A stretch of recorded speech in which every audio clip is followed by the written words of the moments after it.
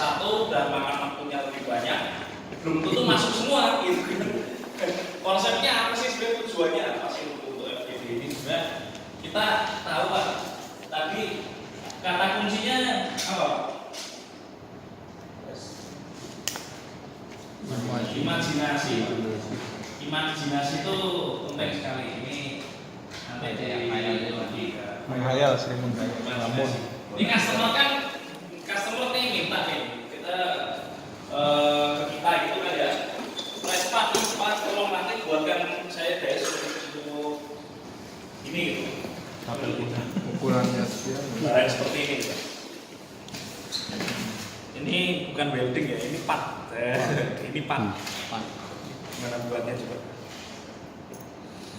Nah, dari situ kita timbul imajinasi. Setelah imajinasi timbul, bagaimana proses nanti timbullah konsep. Itulah tugas desain.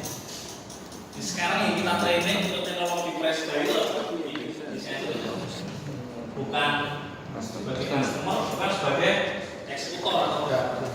Kalau Bapak jadi driver, Bapak belajar saya SolidWorks atau segala macam itu, software atau meja gambar di belakang itu udah jadilah driver. Cuma kalau Bapak jadi desainer itu harus punya imajinasi terhadap Vespa dan dilihat. Jadi saya melihat mau karis ini kira-kira ini akan bisa dibentuk dengan proses apa? Itu istilahnya apa ya? Harus di dalam kepala kita gitu kan? Harus ada di dalam kepala kita. Banyak sekali proses-proses yang bisa dilibatkan ke dalam Vespa. Nah, pertimbangan yang harus dilibatkan dalam proses, kan imajinasi itu bebas brainstorming, bebas gitu. Kata kunci dalam konsep, kalau udah jadi konsep, jadi salah. Kalau udah jadi konsep itu nanti pertimbangannya kosnya berapa, quality Pak,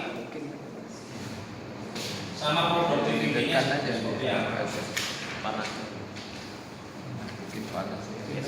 Kosnya berapa, kualitasnya seperti apa, produktivitasnya seperti apa.